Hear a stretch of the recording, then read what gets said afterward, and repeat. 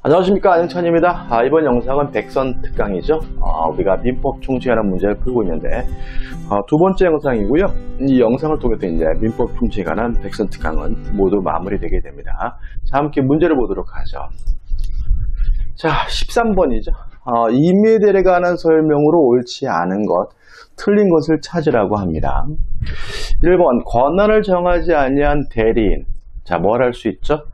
보존행위와 성질이 변하지 않는 범위 내에서 이용, 계량 행위를 할 수가 있죠. 따라서 대리의 목적물에 대한 모든 계량 행위를 할 수 있다. X입니다. 모든 계량 행위가 아니라 성질이 변하지 않는 범위 내에서 이용 행위와 계량 행위를 할 수가 있는 거죠. 답은 1번이네요. 2번, 대리권은 그 권한에 부수하여 필요한 한도에서 상대방의 의사표시를 수령하는 수령 대리권을 포함하는 것이 원칙이다. 맞는 질문입니다. 기본적으로 대리인이란 뭐냐면 스스로 의사를 결정해서 의사를 표시함으로써 타인을 위하여 법률 행위를 해주는 사람이 대리인이거든요. 따라서 대리인은 능동 대리를 해주는 사람입니다. 다만 이 지문처럼 부수적으로 일종의 세트로 수동 대리를 하는 것도 가능하다. 이렇게 이해하시고, 능동 대리가 주된 것이고 부수적으로 수동 대리는 할 수 있다 정도 기억하시면 되고요. 2번은 맞는 질문이죠.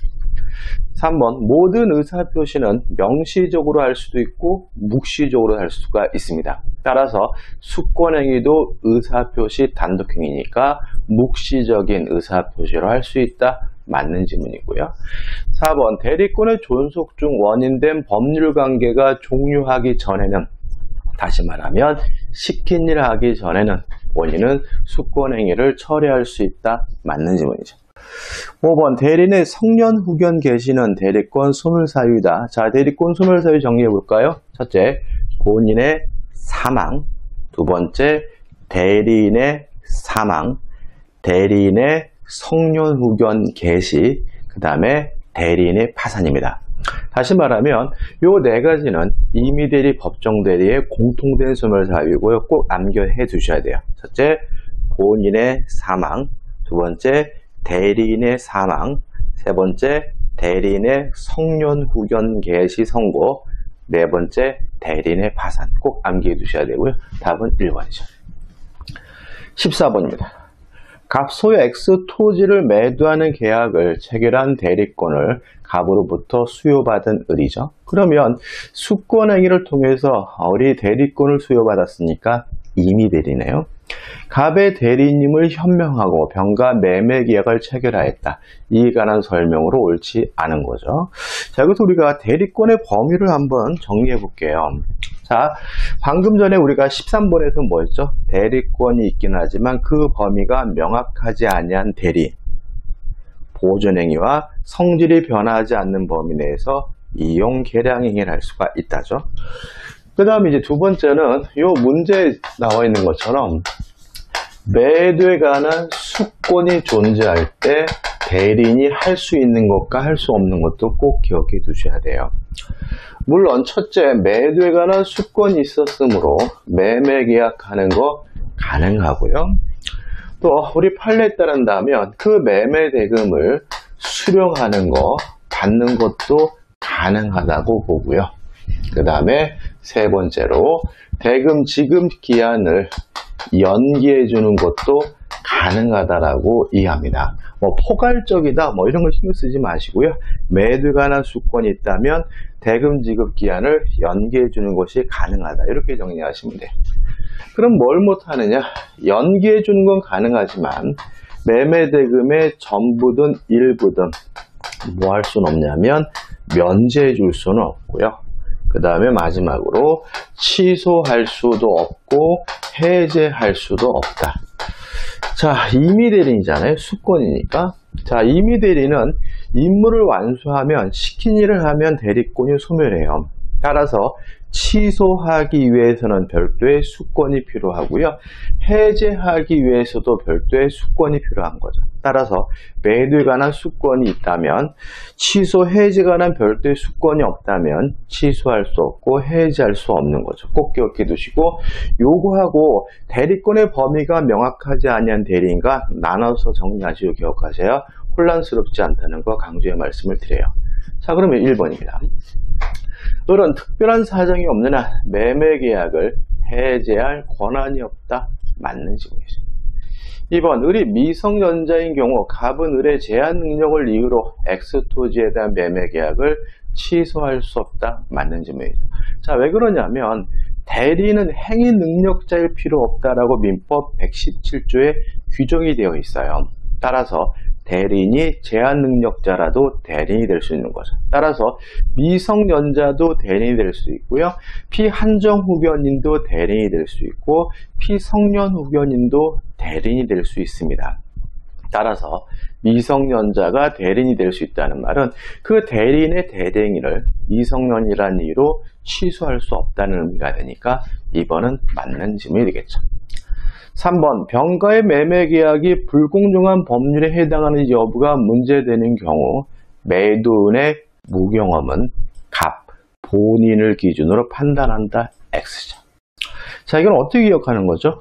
궁방만 본인이죠. 그러니까 우리가 의사와 표시가 합치됐는지 안 했는지 여부도, 또 선인지 악인지 과실이 있는지 없는지 여부도, 또 이중매매에서 적극 가담했는지 안 했는지 여부도 다 뭐죠? 대리인만을 가지고 따지는 거죠. 사기를 쳤는지 당했는지 그 여부도 대리인만을 가지고 따지는 거죠. 그러면 본인을 기준으로 하는 것은 뭐가 있냐면 불공정한 법률행위에서 궁방만 본인인 거죠. 따라서 불공정한 법률행위에서 궁방만 본인인 것이니까 불공정한 법률행위에서 경솔, 무경험도 대리인을 표준으로 결정해야 되므로 3번이 X고 3번이 답이 되는 거죠. 4번, 을이 병으로부터 매매대금을 수령한 경우, 자, 매매대금을 매도에 관한 수권이 있다면 수령할 수가 있는 거죠. 수령할 권한이 있는 것이니까 갑에게 이를 아직 전달하지 않았더라도 특별한 사정이 없는 한 병의 매매대금 채무는 소멸한다. 돈을 준 것이다. 왜냐하면 매도에 관한 수권이 있다면 매매대금을 대리인이 수령할 수가 있으니까요. 5번, 갑이 을에게 매매계약 체결과 이행에 관한 포괄적 대리권을 수유한 경우 특별한 사정이 없는 한 을은 약정된 매매대금 지급 기일을 연기해줄 권한을 갖는다. 맞습니다. 포괄적이다. 이게 너무 신경 쓰지 마시고요. 매도에 관한 수권이 있다면 원칙적으로 매매대금 지급 기일을 연기해줄 수 있다. 이렇게 기억하시면 되고요. 답은 3번이 됩니다. 15번입니다. 갑은 그 소유 X토지에 저당권을 설정하고 금전을 차용하는 계약을 체결할 대리권을 친구 을에게 수여했어요. 그러면 을은 대리권을 수여받았으니까 임의 대리인인데 이 사람이 있는 대리권은 뭐냐면 저당권을 설정하고 금전을 차용할 수 있는 대리권이 있는 거죠. 을이 갑을 대리하여 X토지를 병에게 매도하는 계약을 체결했어요. 그러면 원래 이 사람이 가지고 있는 것은 저당권 설정하고 금전을 빌릴 수 있는 대리권이 있는 사람인데 실제로는 매매 계약을 했으니까 가지고 있는 권한을 넘은 거죠. 따라서 권한을 넘은 표현들이가 성립될 가능성이 있는 거죠. 자, 이에 관한 설명으로 옳은 것을 찾으라고 합니다. 1번, 병의 을의 대리행위가 유권대리라는 주장하는 경우 그 주장 속에는 표현들의 주장이 포함된 것이라고 보아야 한다. X입니다. 참 잘 나오는 질문이죠. 자, 왜냐하면 자, 표현들이라는 것은 무권대리 일종입니다. 다시 말하면 무권대리인데도 불구하고 특별히 본인이 책임을 져야 되는 무권대리가 표현대리거든요. 따라서 표현대리는 무권대리 일종이니까 유권대리라고 주장하는 것에서는 표현대리 주장이 뭐 될 수는 없는 거죠? 포함될 수는 없는 거죠. 표현대리는 무권대리입니다. 무권대리인데도 불구하고 특별히 본인이 책임을 져야 되는 무권대리인 거죠. 2번, 병이 계약 체결 당시 을에게 매매 계약 체결의 대리권 없음을 알았더라도 병의 갑에 대한 채무권이 인정된다. 맞나요? 맞는 질문이죠. 자, 일단 우리가 생각해 볼 것은 표현대리는 무권대리 일종이에요. 따라서 협의 무권대리와 표현대리의 차이점은 누가 원칙적으로 책임을 져야 되는지만 다른 거예요. 따라서 누가 책임을 부담하느냐, 본인이 책임을 부담한다는 부분을 뺀 나머지 무권대리에 관한 민법 규정은 표현대리에도 그대로 적용이 되는 거죠. 따라서 표현대리에 대해서도 본인이 추인할 수 있고요. 표현대리에 대해서 상대방은 채고할 수도 있고 철회할 수도 있는 거죠. 물론 채고는 선의 상대방뿐만 아니라 악의 상대방도 채고할 수 있기 때문에 옳은 것은 2번이고 2번이 답이 되는 거죠. 3번. 병이 계약 체결 당시 을에게 매매 계약 체결의 대리권 없음을 알았더라도 계약을 철회할 수 있다. X죠. 자, 표현대리에 대해서 상대방이 뭐 할 수 있습니까? 철회하는 것이 가능해요. 그렇지만 철회는 선의 상대방만이 할 수 있고 악의 상대방은 할 수가 없으니까 3번은 X가 되는 거죠. 4번입니다. 자, 표현대리는 무권대리인데도 불구하고 본인이 책임을 져야 되는 무권대리입니다. 그 책임의 범위에 대해서 우리 판례는 전적으로 책임을 져야 되고 상대방에게 과실이 있다는 이유로 깎을 수 없다라는 게 우리 판례 기본적 태도예요. 따라서 4번, 을의 행위가 권한을 넘은 표현대리로 인정되는 경우 병에게 과실이 있다면 그 과실상계 법리에 따라 가부 책임이 경감될 수 있다. X. 표현대리가 성립된다면 본인이 전적으로 책임을 져야 되고요. 상대방에게 과실이 있다는 이유로 뭐 할 수 없습니까? 깎을 수가 없습니다. 5번입니다. 권한을 넘은 표현대리죠. 자, 권한을 넘은 표현대리는 이 문제처럼 가지고 있는 권한을 넘어야 돼요. 근데 요건인데, 첫째, 권한이 있어야 되겠죠? 기본 대리권이 있어야 됩니다. 또 두 번째, 권한을 넘어야 되겠죠? 권한을 넘는 행위를 해야 됩니다. 그 다음에 세 번째로 상대방에게 대리권이 있다고 믿을 만한 정당한 이유가 있어야 되는데 그 정당한 이유는 상대방의 선의 무과실을 의미하는 것으로 이해하고요. 상대방이 선의고 무과실인지 여부는 대리 행위 당시를 기준으로 합니다. 언제? 대리 행위 당시. 다시 말하면 정당한 이유가 있는지 없는지 여부는 대리 행위 당시만을 기준으로 해요. 따라서 계약할 당시만을 기준으로 하니까 계약을 체결하고 난 후의 문제는 고려 대상이 아닌 거죠. 5번입니다. 병이 을의 대리행위가 권한을 넘은 표현대리라고 주장하는 경우 을에게 매매계약 체결에 대리권이 있다고 믿은 병이 믿을 만한 정당한 이유가 있었는지 여부는 계약 성립 이후의 모든 사정을 고려하여 판단해야 한다. X입니다. 대리행위 당시를 기준으로 하는 거죠. 따라서 옳은 것을 찾는 것이고요. 이 문제의 답은 2번이 됩니다. 16번입니다. 복대리에 관한 설명으로 옳은 것을 찾습니다. 자, 복대리는 뭐냐 하면 대리인이 선임했지만 본인을 대리하는 사람은 우리가 복대리인이에요. 따라서 대리인이 선임했다는 점에서는 특색이 있지만 어차피 누구를 대리합니까? 본인을 대리하는 거죠. 그래서 1번. 복대리는 제3자에 대하여 대리인과 동일한 권리와 의무가 있습니다. 본인에 대해서도 대리인과 동일한 권리와 의무가 있고요. 제3자에 대해서도 대리인과 동일한 권리와 의무가 있어요. 누가요? 복대리인이. 왜요? 복대리인은 대리인이 선임했지만 누구를 대리하는 사람입니까? 본인을 대리하는 사람이니까. 여기서 좀 조심할 게 있습니다. 동일한 것은 권리와 의무가 동일한 거예요. 권한은 동일하지 않습니다. 왜냐하면 복대리권, 권한은 대리인의 대리권으로부터 비롯됐으니까 대리인의 대리권보다 반드시 작아야 돼요. 그래서 권한이 동일한 것이 아니라 권리와 의무가 동일하다는 거 조심하셔야 되고요. 따라서 옳은 것은 1번이고 1번이 답이 되는 거죠. 자, 모든 의사표시는 묵시적으로 할 수가 있습니다. 따라서 2번.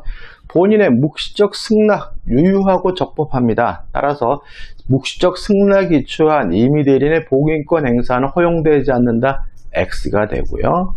3번. 임의대리인이 본인의 명시적 승낙을 얻어 복대리인 선임한 때 가능하죠. 자, 임의대리인 원칙적으로 복대리인을 선임할 수가 없습니다. 다만 본인의 승낙이 있거나 부득이한 사유가 있으면 복대리인 선임할 수가 있고요.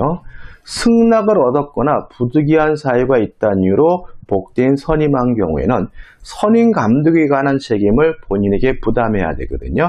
따라서 본인에 대하여 그 선임 감독에 관한 책임이 없다라는 질문은 X가 되는 거죠. 4번 법정대리인이 그 자신의 이름으로 선임한 복대리인은 법정대리인의 대리인이다. X입니다. 법정대리인이 선임을 하든 임의대리인이 선임하든 복대리인은 누구의 대리인입니까? 본인의 대리인인 거죠. 따라서 복대리인은 법정대리인, 대리인의 대리인이다. X가 되네. 5번 복대리의 대리행위에 대해서는 표현대리가 성립할 수 없다. X입니다. 자, 이것도 시험에 잘 나오는데 좀 이따 표현대리 문제도 또 지문이 나올 거예요. 자, 우리가 어떻게 기억하시냐면 표현대리가 성립되기 위해서 무권대리인이 꼭 직접 행위를 해야 되는 것은 아니다. 복대리인이나 사자를 통해서 행위를 한 경우에도 표현대리가 성립할 수 있다. 이렇게 기억하시고요. 따라서 5번은 X입니다. 답은 1번입니다. 17번입니다. 대리에 관한 설명으로 옳은 곳을 모두 고르라고 하네요. 기억. 계약의 무권대리인의 추인입니다. 자, 무권대리에 대해서 본인은 추인할 수 있고요. 추인하게 되면 무권대리시로 소급해서 본인에게 유효가 되니까 다른 의사표시가 없으면 추인한 때로부터 그 효력이 생긴다. X입니다. 추인한 때가 아니라 무권대리시로 소급해서 각오로 돌아가서 효력이 생기는 거죠.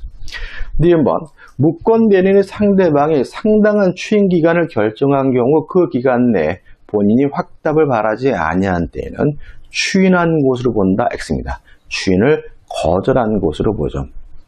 디귿번 대리인이 수인인 경우에 각자 본인을 대리하는 것이 원칙이다. 맞죠? 각자 대리가 원칙입니다. 따라서 대리인이 여러 명이고 공동을 하라는 제한이 있어야 비로소 예외적인 공동 대리가 되고요. 대리인이 여러 명이 수인인 경우에는 원칙적으로 각자 대리이기 때문에 디귿번은 맞는 질문이죠. 리얼번 쌍방대리입니다. 자, 쌍방대리는 원칙적으로 허용되지 않습니다. 다만 본인의 허락이 있거나 아니면 단순한 채무 이행은 가능하죠. 따라서 본인의 허락이 있다면 모든 법률 행위를 쌍방대리를 통해서 할 수가 있고요. 또 본인의 허락이 없더라도 채무 이행은 쌍방대리하는 것이 가능하니까 리을번 채무 이행의 경우 본인의 허락이 없어도 쌍방대리는 유효하다. 맞는 질문이죠. 따라서 옳은 것은 디귿 리을에서 5번이 답이 됩니다. 18번입니다. 표현들에 관한 설명을 옳지 않은 것, 틀린 것을 찾으라고 하거든요. 일단 기억, 대리권 소멸후의 표현들이죠. 자, 표현들이가 총 3가지가 있습니다. 첫째, 대리권 수여의 표시에 의한 표현들이, 두 번째, 권한을 넘는 표현들이와 세 번째, 대리권 소멸후의 표현들이 3가지가 있죠. 자, 대리권 수여의 표시에 의한 표현들이는 임의 대리에만 적용됩니다. 왜요? 수요라는 말은 수권행위. 그러니까 수권행위가 존재하는 임의 대리에만 대리권 수여의 표시에 의한 표현들이가 존재할 수가 있어요. 그 외에 권한을 넘은 표현들이나 또는 대리권 소멸 후의 표현들이는 임의대리 법정들이 모두 다 적용되거든요. 따라서 기억, 대리권 소멸 후의 표현들에 관한 규정은 임의대리에만 적용된다. X. 대리권 소멸 후의 표현들이 권한을 넘은 표현들이 임의대리 법정들이 모두 적용되고요. 대리권 수여의 표시에 의한 표현들이만 임의대리에만 적용되는 거죠. 기억은 맞네요. 니은번 표현대리를 주장할 때는 무권대리인과 표현대리에 해당하는 무권대리 행위를 특정하여 주장하여야 한다. 맞는 지문이겠죠.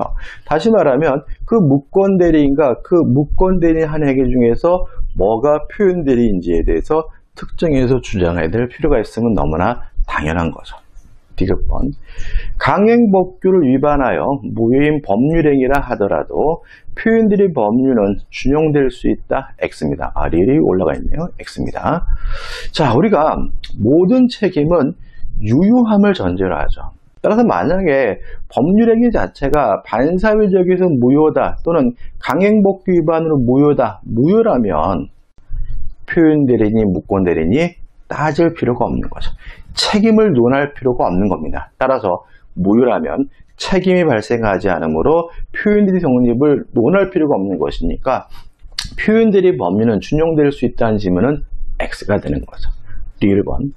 표현대리가 성립하는 경우에 상대방에게 과실이 있다면 과실상계 법리를 유추하고 적용하여 본인의 책임을 경감할 수 있다. X죠. 이건 반복적이죠.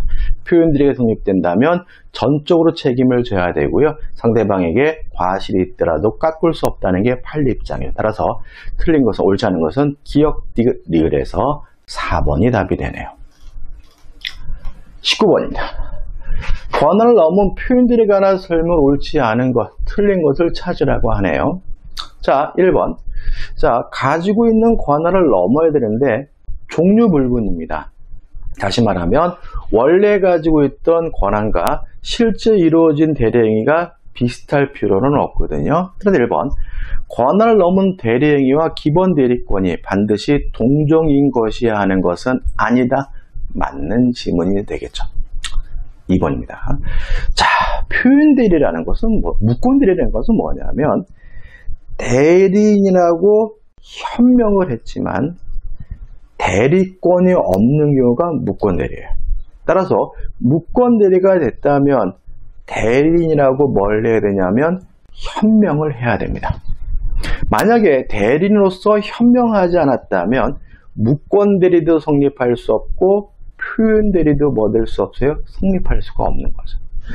1번, 대리인이 사수를 써서 대리행위의 표시를 하지 아니하고 단지 본인의 성명을 모용하여 자기가 본인인 것처럼 기망하여 본인 명의로 직접 법률행위를 했다. 자, 이런 경우에 우리가 이것이 현명이냐에 대해서 우리 판례는 대리권이 있는 사람이 본인인 것처럼 가장했다면 현명이 될 수 있지만 대리권이 없는 사람이 본인인 것처럼 가장했다면 현명이 아니라고 봐요. 지금 우리는 표현대리를 문제를 풀고 있죠. 그럼 기본 전제가 이 사람에게 뭐가 없다는 거예요? 대리권이 없다는 거예요. 그러면 대리권이 없는 사람이 본인을 가장한 것은 뭐가 아니에요? 현명이 아니니까. 현명이 아니니까 무권대리도 성립할 수도 없고 무엇도요? 표현대리도 성립할 수 없는 거예요. 왜요? 무권대리란 대리인이라고 현명했지만 대리권이 없는 경우에 따라서 특별한 사정이 없는 한 권한을 넘은 표현대리가 성립할 수 없다. 맞는 질문이 되겠죠. 3번. 권한을 넘은 표현대리가 하는 규정에서 제3자에는 이렇게 나와 있죠. 자, 이게 무슨 말이냐면 이런 얘기입니다. 갑이 본인이고 을이 대리권도 없이 대리행위란 무권대리인이에요. 근데 을이 병과 만나가지고 매매 계약을 했어요. 그럼 우리가 상대방이라고 하거든요. 근데 병이 또다시 정과 만나가지고 뭐 했냐면은 매매 계약을 했어요. 이상 우리가 전득자라고 해요. 근데 우리가 생각해볼 것은 뭐냐면 무권대리인과 거래한 상대방은 표현대리가 성립됐음을 주장할 수가 있습니다. 이 사람을 여기서 말하는 뭐예요? 제3자라고 하는 거죠. 이에 반해서 무권대리인과 거래하지 않은 전득자는 표현대리가 성립됐음을 뭐 할 수 없어요? 주장할 수가 없는 거죠. 자, 이런 얘기입니다. 갑에게 나는 을에게 대리권이 있는 줄 알았어 라고 표현대리가 성립됐음을 주장할 수 있는 사람은 무권대리인과 직접 거래한 상대방만인 거죠. 무권대리인과 거래하지 않은 전득자 같은 사람은 표현대리 성립됐음을 뭐 할 수 없어요? 주장할 수가 없는 거예요. 그래서 여기서 말하는 제3자는 무권대리인과 거래한, 직접 거래한 상대방만을 의미하게 됨을 주의하시기 바랍니다. 이해되시죠, 여러분들? 자, 그러면 이제 지문을 보시면 이해되실 거예요. 3번입니다. 권한을 넘은 표현대리가 하는 규정에서 제3자에는 당의 표현대리의 직접 상대방이 된 자 외에 전득자도 포함된다. X입니다. 여기서 제3자는 표현들이 성립을 주장할 수 있는 사람을 말하고 표현들이 성립을 주장할 수 있는 사람은 아까 말씀드린 것처럼 직접 상대방만이 주장할 수 있다는 것이 판례 입장이니까 3번이 X고 3번이 뭐가 되는 거죠? 답이 되는 거죠. 4번 권한을 넘은 표현들이 있어서 정당한 이유의 유무는 언제를 기준으로 한다고요? 대리행위 당시를 기준으로 판단한다. 맞는 지문이고요.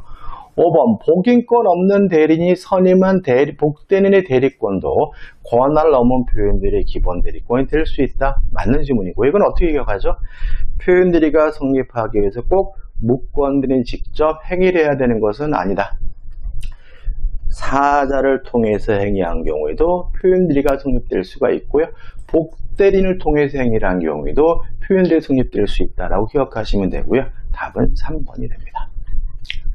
20번입니다. 계약에 대한 무권대리가 하는 설명으로 옳은 것, 맞는 것을 찾으라고 합니다.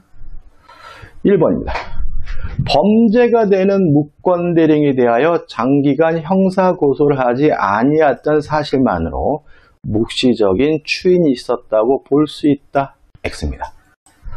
자, 우리가 이런 겁니다. 자, 묵시적 의사표시라는 것은 제가 이런 말씀 많이 하죠. 모든 의사표시는 명시적으로 할 수도 있고 묵시적으로도 할 수 있다. 왜요? 묵시적 의사표시라는 것은 아무것도 안 하는 것이 아니라 의사표시로 볼 수 있는 행위를 하는 것만이 묵시적 의사표시. 따라서 묵시적 추인도 아무것도 안 하는 것이 아니라 추인으로 볼 수 있는 행위가 있어야 되는 거죠. 그래서 아무것도 안 하는 장기간 형사고소를 하지 않는 것만으로는 묵시적 의사표시, 묵시적 추인이 될 수는 없는 거죠. 따라서 1번은 X가 되는 거죠. 2번, 본인이 추인을 거절했어요. 그러면 확정주는 무효가 됐죠. 이미 확정주는 무효가 됐으니까 상대방은 더 이상 철회할 수 없겠죠. 상대방은 철회권 행사할 수 있다. X가 되겠죠. 3번입니다. 자, 추인은 하려면 전부에 대해서 해야 돼요. 또 변경을 가한 추인도 할 수가 없습니다. 그러면 일부에 대한 추인을 하려면 상대방으로부터 동의를 얻어야 돼요. 또 변경을 가한 추인도 상대방의 동의를 얻어야 돼. 조건을 붙인 추인도 상대방으로부터 동의를 얻어야 되는 거죠. 자, 이런 것들은 상대방의 동의가 없으면 추인으로서는 무효고요.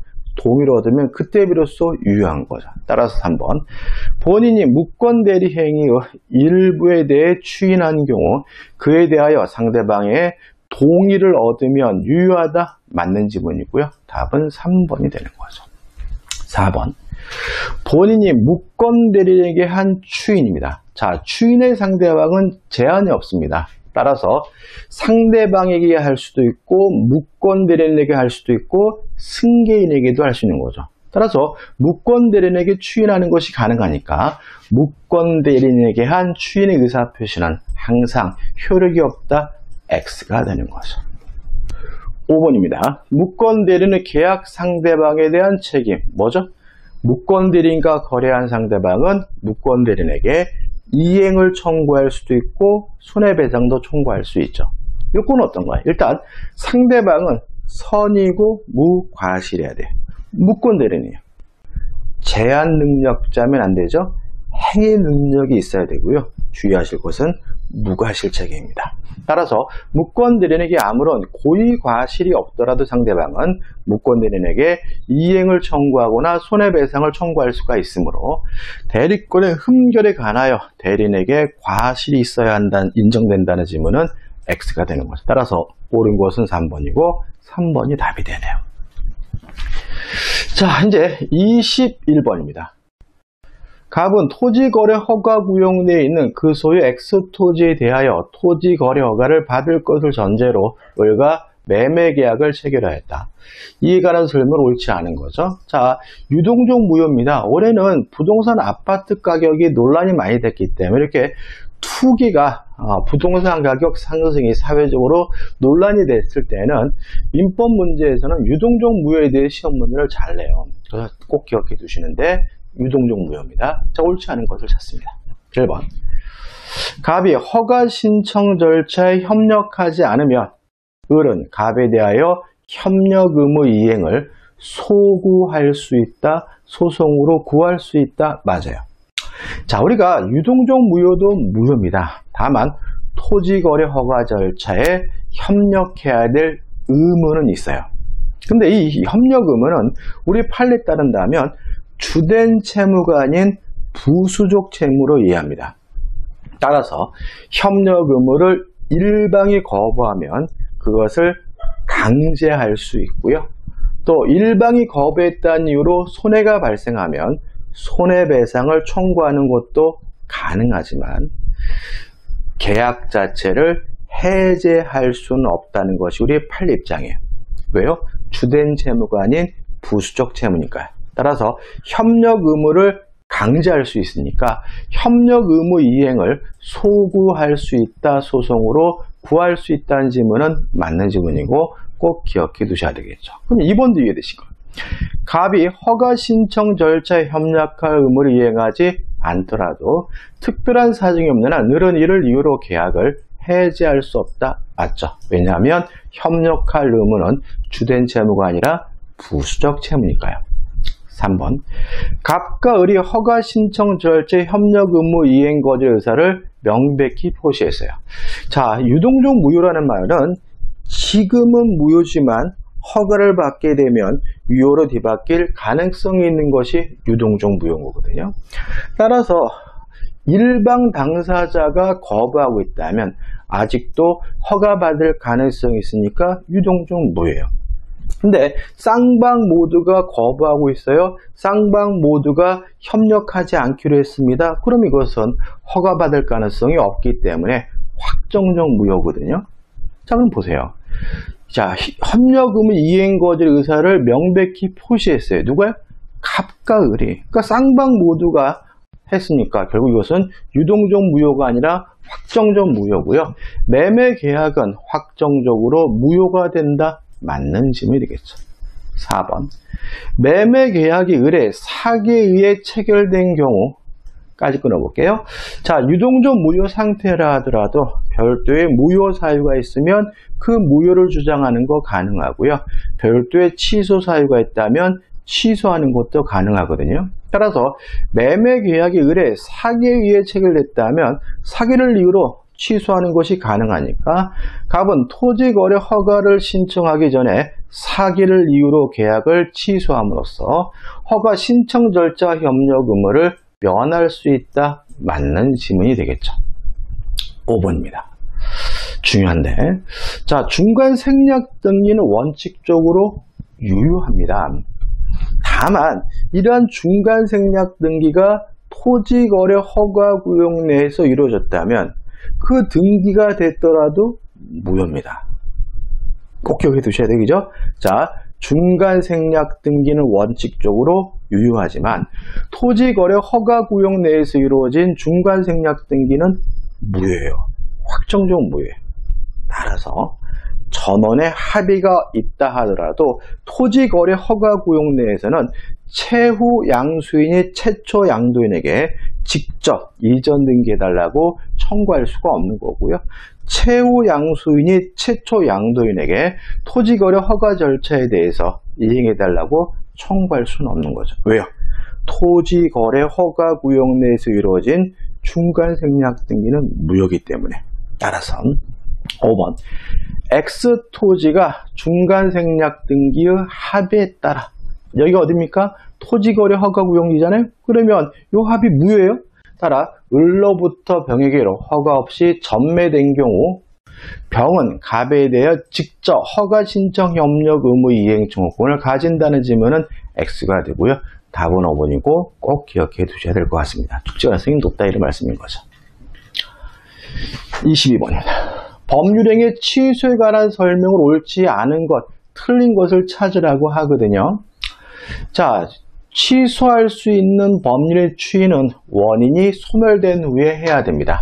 따라서 제한 능력자는 능력자가 된 후 차고 사기 강박에 의한 의사표시자는 그 상태에서 벗어난 후에야 비로소 추인할 수가 있는 거거든요. 예외가 있어요. 누구죠? 법정 대리인이죠. 법정 대리인은 원인이 소멸되기 전에도 제한 능력자 행위에 대해서 추인할 수가 있습니다. 따라서 1번 제한 능력자의 법률 행위에 대한 법정 대리 추인은 원인이 소멸되기 전에도 할 수 있잖아요. 따라서 취소의 원인이 소멸된 후에 하여야 그 효력이 있다는 질문은 X가 되고요. 답은 1번이고 참 잘 나오는 질문이죠. 2번 취소할 수 있는 법률행위로 취득한 권리를 취소권자의 상대방이 제3자에게 양도한 경우죠. 자, 취득한 권리를 양도한 것이 법정 추인이 되려면 누구 해야 되는 거죠? 취소권자. 자, 우리가 법정 추인 사유 관련된 두 가지 꼭 기억해 두셔야 돼요. 이행을 청구하고 취득한 권리의 전부나 일부의 양도. 이거는 취소권자가 해야지만 법정 추인입니다. 상대방이 이행을 청구하고 상대방이 취득한 권리를 양도하는 것은 뭐 할 수 없습니까? 법정 추인이 될 수는 없는 거죠. 따라서 취소권자의 상대방이 제3자에게 양도한 경우 법정 추인이 되지 않는다는 질문은 맞는 질문이 되겠죠. 3번 법률행위 취소를 전제로 한 소송상의 이행 청구. 자, 취소권자가 이행을 청구하면 법정 추인이거든요. 근데 이게 어떤 이행 청구냐면 취소를 전제로 한 이행 청구죠. 그러니까 취소를 전제로 한 이행 청구니까 이건 뭘 수 없어요? 추인될 수 없는 거죠. 이를 전제로 한 이행 거절에는 취소의 의사표시가 포함될 수 있다. 맞는 질문이겠죠. 그죠? 4번. 그러니까 취소를 전제로 한 소송상의 이행 청구. 이거는 뭐죠? 법정 추인이 아니에요. 그죠? 아니고. 또 이를 전제로 한 이행 거절에는 법정 추인이 아닙니다. 그죠? 이행 거절이니까. 이행이 아니니까. 뭐가 되는 거죠? 취소의 의사 표시가 포함될 수 있다. 맞는 질문이죠. 4번.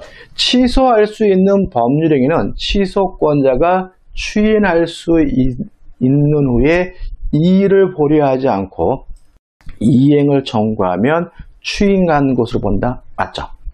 다시 말하면 이행을 청구가 추인이 되려면 누가 해야 됩니까? 취소권자가 해야 되는 거죠. 5번 취소권자가 취소할 수 있는 법률행위를 적법하게 추인한 경우에는 확정적으로 유효가 됐으니까 더 이상 취소할 수 없겠죠. 따라서 그 법률행위를 다시 취소할 수 없다. 맞는 질문이 되겠죠. 따라서 이 문제의 답은 뭐죠? 1번이고 별표해 두시고 꼭 확실하게 내 것으로 만드시기 바랍니다. 23번입니다. 법률행위 취소에 관한 설명으로 옳지 않은 것은 1번 자 취소권자, 제한능력자, 사고, 사기, 강박에 의한 의사표시자, 대리인, 승계인이죠. 따라서 제한능력자가 취소권자라는 말은 제한능력자도 단독으로 취소하는 것이 가능하다는 얘기니까 1번 제한능력자도 단독으로 취소권 행사할 수 있다. 맞는 질문이 되겠죠. 2번 법률행위 취소로 무효가 된 법률행위죠. 자, 그럼 이런 겁니다. 자, 우리 판례인데 강박을 당해가지고요. 증여한다는 의사표를 했습니다. 그리고 나서 강박을 이유로 적법하게 취소를 했어요. 취소를 한 후에 또다시 뭐 하겠다고 했냐면 추인하겠다라고 했거든요. 그럼 이 추인의 의미는 뭐냐는 거죠. 자, 우리의 판례에 따른다면 취소를 하게 되면 유효한 법률행위는 소급해서 뭐가 돼요? 무효가 되는 거죠. 따라서 취소가 됐다면 무효가 된 것이니까 이 추인은 취소할 수 있는 법률행위 추인이 아니라 무효인 법률행위 추인이라는 거죠. 따라서 우리 판례에 따른다면 취소한 후에는 무효인 법률행위로서 뭐 할 수 있는 거죠? 추인할 수가 있는 거죠. 다시 말하면 취소한 후에 추인은 취소할 수 있는 법률의 추인이 아니라 무효인 법률의 추인이다. 왜요? 취소란 것은 유효한 것 소급해서 무효화시키는 것이니까요. 따라서 보시면 2번 법률행위의 취소로 무효가 된 법률행위는 무효행위의 추인의 법리에 따라 추인할 수 없다가 아니라 있다고요. 따라 답은 2번이 되는 거죠.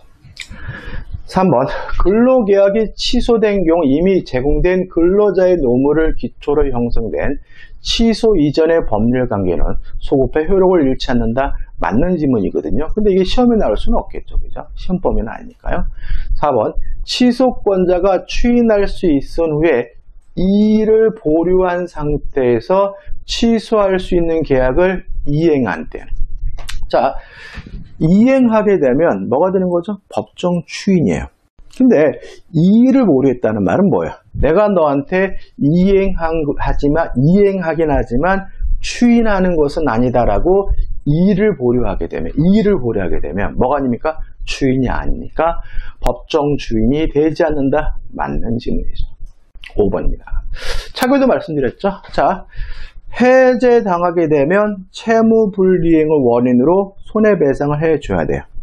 착오를 이유로 취소를 하면 불법행위를 원인으로 손해배상해 줄 필요가 없어요. 그래서 우리 판례는 해제된 후에 착오를 이유로 취소하는 것이 가능하다. 왜요? 해제당하면 손해배상해 줘야 되고 착오를 이유로 취소하면 손해배상해 줄 필요가 없는 거니까요. 5번, 계약이 해제된 후에도 해제 상대방은 해제로 인한 불이익을 면하기 위하여 손해배상 책임을 면하기 위해서 취소권을 행사하여 계약 전체를 무효로 돌릴 수 있다. 맞는 질문이 되겠죠. 따라서 옳지 않은 것은 2번이고 2번이 답입니다. 24번입니다. 법률의 부관에 관한 설명으로 옳지 않은 것은, 자, 시기는, 기한은 단독행위는 붙일 수 없습니다. 우리가 단독행위는 원칙적으로 조건이나 기한을 붙일 수가 없어요. 물론 상계는 뭐죠? 단독행위입니다. 또 더더군다나 시기는 그 효과가 소급하지 않고요. 당사자 간의 특약으로도 그 효과를 소급시킬 수가 없는데 상계 자체는 소급표가 있어요. 그래서 소급시킬 수 없으니까 소급표가 있는 단독행위는 절대로 무엇을요? 시기를 붙이지 못합니다. 1번, 상계에는 시기를 붙이지 못한다. 맞는 지문이고, 우리는 어떻게 이렇게 하면 되냐면 단독행위는 조건도 기한도 붙일 수가 없다. 이렇게 되는 거죠. 2번, 현상 강구에서 정한 행위의 완료에 조건이나 기한을 붙일 수 있다. 맞겠죠? 자, 현상 강구는 어떤 겁니까? 요물계약이죠. 요물계약, 계약이죠. 법률행위입니다. 따라서 일반적인 법률에 마찬가지로 조건이나 기한을 붙이는 것은 가능하니까 2번도 맞는 질문이 되겠죠. 3번, 무상임치와 무이자 소비대차 경우 채무자만이 기한의 이익을 갖는다. 자, 기한의 이익 한번 정리해 볼까요? 이것도 정리하면 쉬워요. 자, 우리는 기한의 이익은 원칙적으로 채무자에게 있는 것으로 추정한다. 기억해 두시고요. 첫째, 무상인 행위는 채무자만 기한의 이익이 있다. 유상인 경우에는 채무자뿐만 아니라 채권자에게도 기한의 이익이 있다. 이게 원칙이에요. 무상이면 채무자만, 유상이면 채권자, 채무자 모두예요. 다만 세 번째 예외죠. 무상 임치 계약의 경우만은 예외적으로 채권자만 기한의 이익이 있는데, 무상 임치 계약의 채권자는 누굴 말하냐면 임치인을 말한다. 이렇게 셋으로 나눠서 기억하면 되거든요. 따라서 무상 임치 계약은 임치인 채권자에게만 기한의 이익이 있기 때문에 보시면 1번, 무상 임치와 무이자 소비대차 경우 채무자만이 기한의 이익을 갖는다. X가 되는 거죠. 물론 무이자 소비대차는 무상이니까 채무자만 기한의 이익을 갖는 게 맞아요. 그렇지만 무상 임치는 예외적으로 채권자인 임치인에게만 기한의 이익이 인정되므로 3번이 X고 3번이 뭐가 되는 거죠? 답이 되는 거죠. 4번, 조건의 성취에 하여 이익을 받을 자가 신의 성실에 반하여 조건을 성취시킨 때 합격하면 1억 주겠다라고 했는데 컨닝에서 합격한 때는 상대방은 합격되지 않음을 주장할 수 있거든요. 따라서 상대방은 그 조건이 성취되지 아니한 것으로 주장할 수 있다. 맞는 질문이죠. 4, 5번. 부관이 붙은 법률에 있어서 부관에 표시된 사실이 발생한 때뿐만 아니라 발생하지 않은 것으로 확정된 때에도 그 채무를 이행하여 본다는 것이 상당한 경우에는 까지 끊어볼게요. 자, 이런 얘기죠. 예를 들어서 10월 10일까지 채무를 변제해 주기로 했어요. 근데 공부하기 너무 바쁘니까 채권자가 채무자에 뭐라 그랬냐면은 이번에 공인중개사 시험을 보면 갚으라라고 얘기를 했어요. 이건 어떤 의미입니까? 시험 볼 때까지 지급기한을 뭐 한 거예요? 연계해 준 것에 불과한 거죠. 따라서 이 경우에는 시험을 보더라도 갚아야 되고요. 시험을 안 보더라도 갚아야 되는 것이니까 시험 보면 갚아라 조건처럼 보이지만 뭐로 이해합니까? 기한으로 이해하는 것이 우리 판례 입장인 거거든요. 다시 한번 볼까요, 여러분들? 부관이 붙은 법률에 있어서 부관에 표시된 사실이 발생한 때뿐만 아니라 시험을 봤을 때뿐만 아니라 발생하지 아닌 것으로 확정된 때에도 시험을 안 본 것으로 확정된 때에도 그 채무를 이행하여 한다고 보는 것이 상당한 경우에는 조건이 아니라 기한입니다. 표시된 사실의 발생 여부가 확정된 것을 불확정 기한으로 정한 것으로 본다. 맞는 질문이고 이것을 조건으로 하게 되면 뭐가 돼요? X가 된다는 거 조심하시기 바랍니다. 자, 25번 이제 민법 총칙 마지막 문제죠. 25번. 법률행위 조건과 기한에 관한 설명으로 옳은 것을 찾으라고 합니다. 1번. 법정 조건이죠. 자, 우리 민법에서 배우는 조건과 기한은 당사자 간의 의사로 임의적으로 붙인 것의 하나입니다.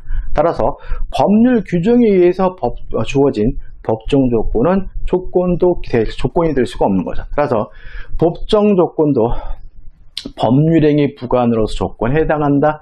X가 되는 거죠.